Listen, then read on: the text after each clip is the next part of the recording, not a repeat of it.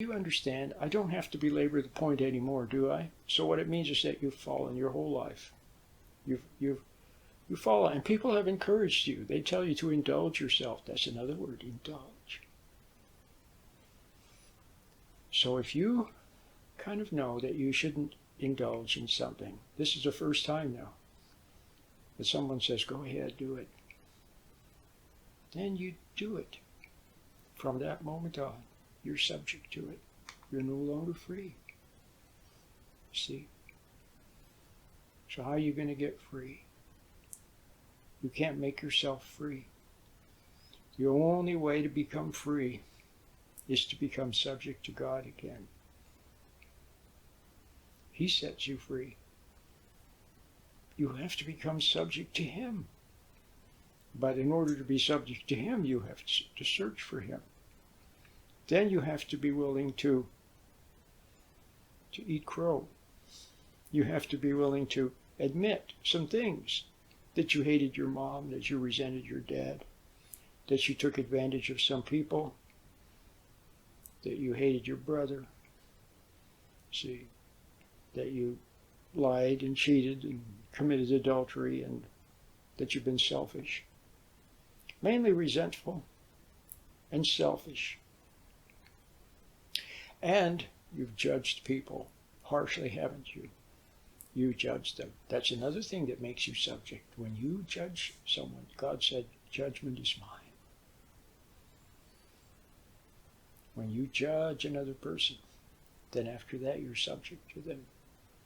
You can't help but notice people that do the same thing that you judged. Then you can't even help but judge yourself. When you see yourself doing it, then you judge yourself. So it's like a law. Whatever you fall to, Peter, was it Peter or was it James? It was Peter. He said, that to which a person falls succumbs, or that by which they are bested, to that they are a slave. See? Now I could go into a lot of detail. I've been writing about it lately. I could go into a lot of details, but I don't need to. I just want you to see that. And just see it lightly. See? Just see it. See it. And realize that you've somehow messed up. But like I said, other people have encouraged you to indulge yourself. And they even teased you and taunted you and tormented you and put you down and picked on you.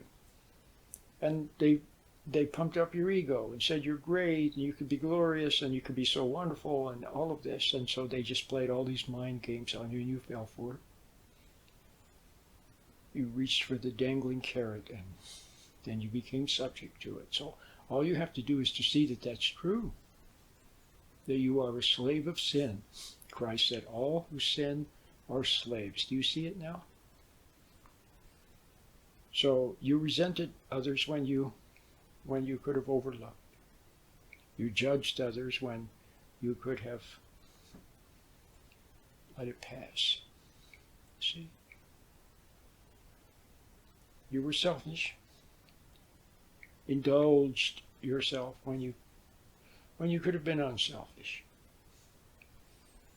You could have been honest with someone instead of being dishonest. You could have been kind instead of being hard. You see what I mean? So all you have to do now is see it. And yeah, it's kind of tough to see it, to admit it. Some people don't want to see it. Some people will never see it. You see it, you have to understand not everyone is the same. So now, what to do? Well, you've got to see it and learn how to subject yourself to God. It's so simple. Christ said, well, why do you, the one who follows me is the one who does what I tell him to do. And what did Christ tell us to do? It was very simple. He said, love God with all your heart, mind, soul, and strength, and love your neighbor as yourself. Don't judge other people, and forgive. What could be simpler than that?